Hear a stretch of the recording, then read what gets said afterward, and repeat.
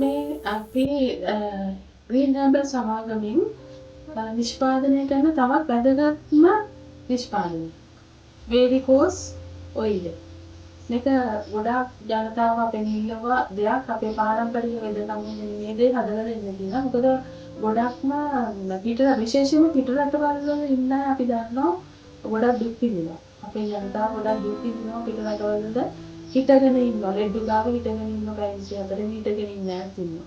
ඒ නිසා ඒගොල්ලන්ට ගොඩක් මේ වේරිකෝස් කියලා කියන්නේ ශිරා. අපි දන්නවා ශිරා කියන දෙයින් තමයි අපිරිසුදුලේ හදවත කරා ගෙනෙන්නේ. ඒ ගෙනෙන ශිරාවල තියෙනවා කපාට කියලා පියනක් වගේ. ඒ කපාට දුර්වල වෙනවා. අපි දැන් වයසට යනකොට අපි ගොඩක් වැඩ කරනවා නම් වැඩි රෙස්ට් එක ගන්න නැතුව එතකොට ඒ කපාට දුර්වල වෙනවා. එනකට හරියට පෝෂණයක් නැත්තම් දුර්වල වෙනවා.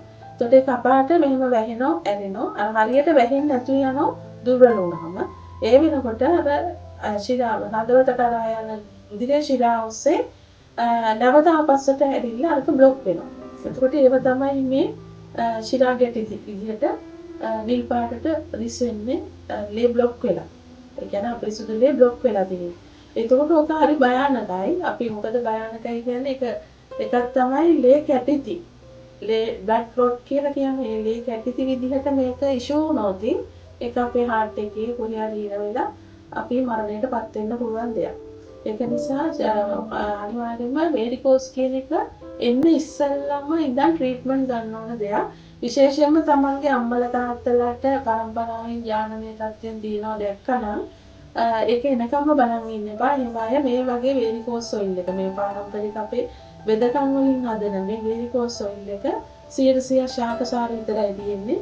මේක ගන්න පුරුදු වෙන්න අවුරුදු 35 45 වෙනකොටම සාමාන්‍ය තෙලක් විදිහට ගන්න පුරුදු වුණාම මේක සිදු වෙන්නේ නැහැ. මේක ගන්න ඕනේ කකුල හැමතිස්සෙම උඩ අතට උස්සලා ඇඟිලි වල ඉඳලා කලව පැත්තට ගන්න ඕනේ.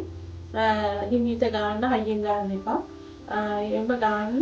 එතකොට අනිත් එක තමයි දැන් මේකෙන් නැති වෙලා යනවා. සමහර අය ඉන්නවා වේරිකෝස් ගොඩක් වැඩි වෙලා කැලේ ගැට ගොඩක් හැදිච්ච අය.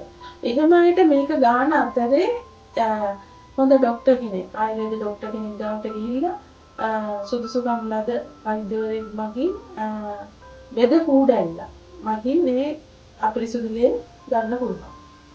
ඒක අපේ ආයතනෙ කියනවා අපේ ආයුර්වේදික කොලෙජ් කියලා නවතින තැනක් තියෙනවා. එතනත් කරගන්න පුළුවන්. නැත්නම් ඕනම සුදුසුකම් තියෙන වෛද්‍යවරයෙක් මගින් ඒක කරගන්න.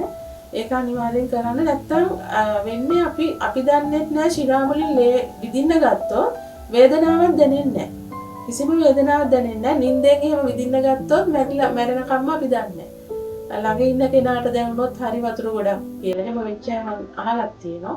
නිදා නෝනේ මහත්තයා දෙන්න නිදා ගන්නවා. නෝනට ලේ විදිනොරේ මහත්තයා උදේ හීතල මොකද කියලා බලනකොට හේතුව අර නෝනාගේ ලේ විදලා එයා මරණයටපත් වෙලා.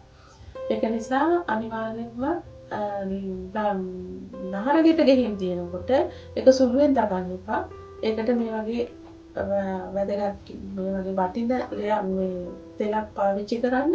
ගොඩක් වැඩියෙන් තියෙන අය වෙද උඩල වගේ ඒක ඉවත් කරගන්න බය ගන්න. ඉංග්‍රීසි ක්‍රමය අපි නම් මත කරන්නේ නැහැ. ඒකෙදි කරන්නේ ලේසර් කිරීමක්.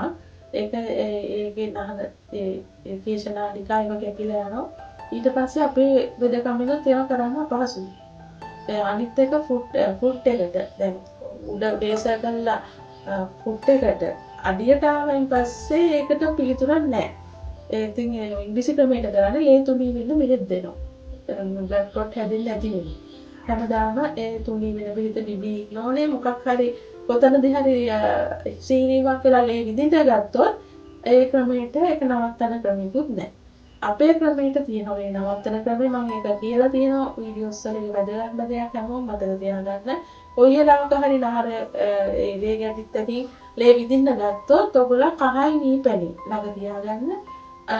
ඉන්න තැනම හාන්සි වෙලා කකුල උස්සලා අර කහයි නීපැණි එකතු කරලා හරියටම විදින තැන බලලා කඩ ගන්න. එතකොට ලේ ගැටීම නවතිනවා. මම හිතනවා හැමෝටම ප්‍රයෝජනවත් වෙන උගාම වටින්න හැමෝම ඉල්ලපු නිෂ්පාදනයක් තමයි.